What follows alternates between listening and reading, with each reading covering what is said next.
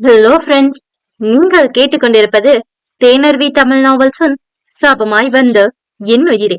வாசிப்பது நான் உங்கள் பவஸ்ரீ அபி. அத்தியாயம் 65. டே தினேஷ், என்னடா பண்ணிட்டு இருக்க?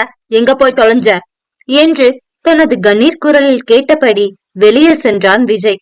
அதுவரை தனது கேர்ள் ஃப்ரெண்டுடன் குசு குசுவென்று காதல் பொங்க பேசிக் கொண்டிருந்த தினேஷ், விஜய் சார் வந்துட்டாரு, நான் உன்கிட்ட அப்புறமா பேசுறேன் பேபி, பாய் என்று அவசரமான குரலில் சொல்லிவிட்டு அந்த அழைப்பை துண்டித்தான். பின், இதோ வந்துட்டேன் பாஸ், வந்துட்டேன், கிளம்பலாமா என்று கேட்டபடி அவன் விஜய் அருகில் செல்ல, அவனுடைய முக பாவனைகளை வைத்தே இவ்வளவு நேரமாக அவன் யாரிடம் பேசிக் கொண்டிருந்திருப்பான் என்று கணித்துவிட்ட விஜய், எவ்வளவு பட்டாலும் இந்த பசங்க திருந்தவே மாட்டீங்களா?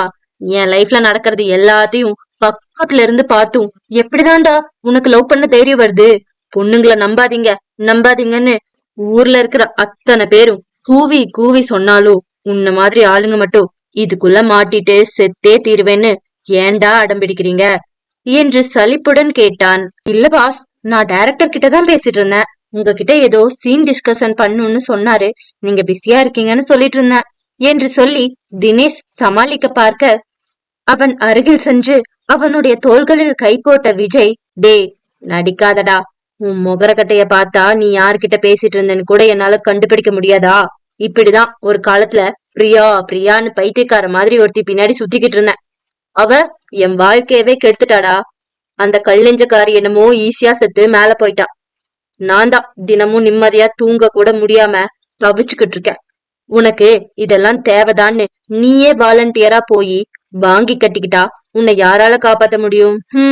அனுபவிச்சு சாவு போ என்றபடி அவனுடன் சென்று தனது காரில் ஏறினான். காரை ஸ்டார்ட் செய்த தினேஷ், யாரு மத்த பொண்ணுங்க மாதிரி இல்ல பாஸ், அவ பியூர் கோல்டு. இந்த காலத்துல அவள மாதிரி ஒரு பொண்ணை எல்லாம் பார்க்கவே முடியாது என்று பெருமையாக சொல்ல, நானும் ஃபர்ஸ்ட் பிரியாவை லவ் பண்ணும்போது அப்படிதான்டா நினைச்சேன். ஆனா அந்த இளவெடுத்தவளை கல்யாணம் பண்ணி அவ கூட சேர்ந்து வாழும்போது தானே அவளோட லட்சணம் எல்லாம் தெரிஞ்சது. எவ்வளோ இங்க உத்தமையெல்லாம் இல்ல. அதுவும் இப்ப என் பொண்டாட்டிங்கிற பேர்ல பாம்பு மாதிரி என் காலையே சுத்திக்கிட்டு இருக்கு பாரு ஒண்ணு. இதெல்லாம் பெரிய பிசாசு. இதுங்க கிட்ட இருந்து எல்லாம் தப்பிச்சு ஒரு மனுஷன் நிம்மதியா வாழ்றதே பெரிய சாதனை தெரியுமா?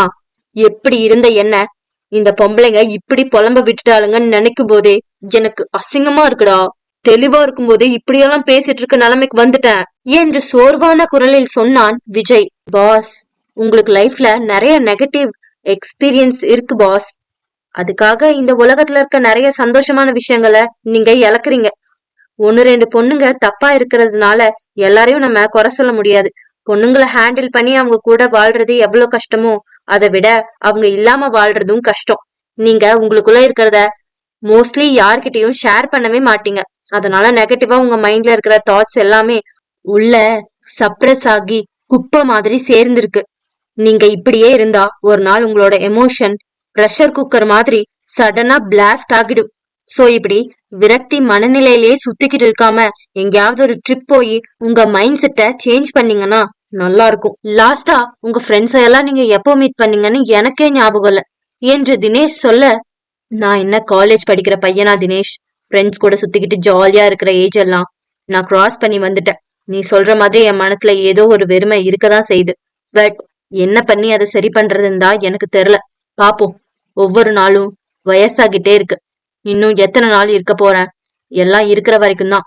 என் தம்பியையும் தங்கச்சியும் செட்டில் பண்ணிட்டா நான் நிம்மதியா போய் சேர்ந்துடுவேன் என்றான் விஜய்.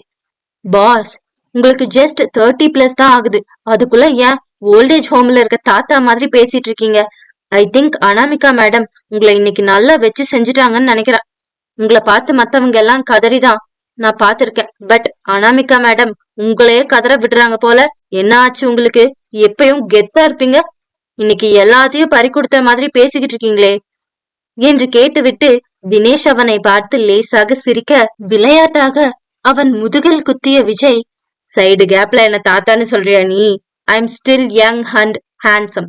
எத்தனை பொண்ணுங்க என் மேல கிரேசியா இருக்காங்க தெரியுமா? என்னோட ஆக்டிங் ஸ்டைலையும் தாண்டி ஏன் அப்பியரன்ஸ்க்காகவே எனக்கு நிறைய ஃபேன்ஸ் இருக்காங்க. விஜய்னாலே எப்பயும் மாஸ் தாண்டா. இன்னும் 30-40 வருஷத்துக்கு ஹீரோவா தாண்டா நடிப்பேன். இந்த மொத்த சினி இண்டஸ்ட்ரியும் கடைசி வரைக்கும் என்ன ஹீரோவா தான் பாக்கும் என்று தற்பெருமை பேச தொடங்கிவிட அவனை பார்த்து சிரித்த தினேஷ், நீங்க எப்பயும் இப்படியே உங்களை பத்தி பெருமை பேசிட்டு ஜாலியா இருங்க பாஸ், இதுதான் நல்லா இருக்கு என்று நினைத்தவன், ஆமாமா பாஸ், உண்மைதான் என்றான். தன்னுடைய நண்பர்களை கூட 4 அடி தன்னை விட்டு விலக்கி வைத்திருக்கும் விஜய் இப்போதெல்லாம் யாரையும் முழு மனதார நம்பி பழகுவதே இல்லை. ஆனால் அவன் திரைத்துறையில் கால் பதித்த நாளிலிருந்து அது தொடர்பாகவும் சரி, அவனுடைய பிசினஸ் ரீதியான வேலைகளையும் சரி, அவனுடன் உறுதுணையாக இருந்து கவனித்துக் கொள்வது தினேஷ் தான். அதனால் இத்தனை வருடங்களை அவனுடன் சேர்ந்து கடந்ததில் தினேஷுடன் மட்டும் விஜய்க்கு ஒரு நல்ல பிணைப்பு இருந்தது. வெளியில் எப்படி நடந்து கொண்டாலும் உள்ளுக்குள் தினேஷை சஞ்சய்க்கு ஈக்குவலாக தன் மனதில் ஒரு தம்பி ஸ்தானத்தில் வைத்திருந்த விஜய் இப்படி தற்பெருமை பேசுவது, மனதில் இருப்பதை சொல்லி புலம்புவது என்று அவ்வப்போது அவனை டார்ச்சர் செய்வதை தனது முழு நேர வேலையாக வைத்திருந்தான். 2 மணி நேரத்திற்கு பிறகு அமுதா ஷூட்டிங்கில் நடித்து கொண்டிருந்தாள். இன்று அவளுக்கு அவளுடைய ஃப்ரெண்டு கேரக்டராக நடிக்கும் அபிநயாவுக்கும் அவளுடைய அப்பா கேரக்டரில் நடிப்பவருடன் சீன் இருந்தது. தனக்கு அங்கே எந்த வேலையும் இல்லை என்றாலும் கூட விஜயின் முன்னிலையில் நடிக்கும் போது எந்த தவறும் செய்துவிடக் கூடாது என்ற எண்ணத்தில் அமுதா எப்படி நடிக்கிறாள் என்று பார்த்து தெரிந்து கொள்வதற்காகவே அங்கே வந்திருந்தாள் மோனிஷா.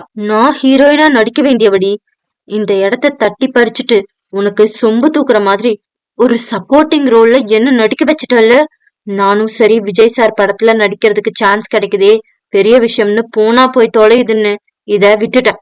ஆனா அதுக்காக உன்னை அப்படியே சும்மா விட மாட்டேன் அமுதா. அன்னைக்கு நான் உன் மேல ஆசிட் அட்டாக் ட்ரை பண்ணதுனால இப்ப வரைக்கும் எங்க அப்பா ஏதாவது பிரச்சனை ஆகிடும்னு பயத்துல என்ன கோபத்துல திட்டிக்கிட்டே இருக்காரு. உன்னை இனிமே நான் எதுவும் பண்ண கூடாதுன்னு ஸ்ட்ராங்கா சொல்லிட்டாரு. பட் அதுக்காக எல்லாம் நான் சும்மா இருக்க மாட்டேன். ஷூட்டிங் முடியறதுக்குள்ள நீ இந்த அபிநயாவ ஞாபகம் வைக்கிற மாதிரி கண்டிப்பா நான் உனக்கு பெருசா ஏதாவது திருப்பி கொடுப்பேன் என்று நினைத்து தனது வில்லத்தனத்தை கொஞ்சம் கூட மாற்றிக்கொள்ளாமல் தினம் தினம் அமுதாவின் மீது தனக்குள் எரிந்து கொண்டிருக்கும் கோபத்தையை எண்ணெய் விட்டு வளர்த்து கொண்டிருந்தாள் அபிநயா. இரவு 8 மணி. ஆபீஸில் வேலை சீக்கிரமாக முடிந்தாள். எப்படியாவது கிளம்பி மதுரைக்கு சென்று ஷூட்டிங்கை பார்வையிடலாம் என்று திட்டமிட்டு வைத்திருந்த விஜய் ஆபீஸ் வேலை இரவு வரை இழுத்து விட்டதால் தனது முகத்தை தூக்கி வைத்துக் கொண்டு உர்ரான்குட்டானை போல உர்ரென்று இருந்தான்.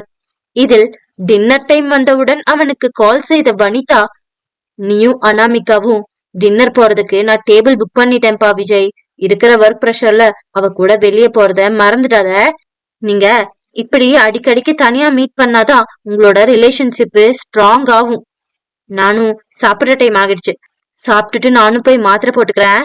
நீங்க பத்திரமா போயிட்டு வாங்க என்று சொல்லிவிட்டு அழைப்பை துண்டித்தாள். அதனால் வேறு வழி இல்லாமல் தனியாக தனது ஆபீஸில் இருந்து கிளம்பிய விஜய் வனிதா சொன்ன ஹோட்டலை நோக்கி காரில் சென்று கொண்டிருந்தான். அவன் தனியாக கார் ஓட்டி கொண்டு சென்று கொண்டிருந்ததால் மீண்டும் அவன் மனதை வெறுமை தொற்றிக்கொள்ள ரேடியோவை ஆன் செய்தான். அதில் மழை நேரத்தில் வரும் பாடல் ஒன்று ஓட அதை கேட்டவுடன் அவனுக்கு அமுதாவின் ஞாபகம் வந்தது. உடனே எதை பற்றியும் யோசிக்காமல் டைரக்டரிடமிருந்து அவன் வாங்கி வைத்திருந்த அமுதாவின் மொபைல் எண்ணுக்கு தனது பர்சனல் நம்பரில் இருந்து கால் செய்தான் விஜய். காதல் மலரும்.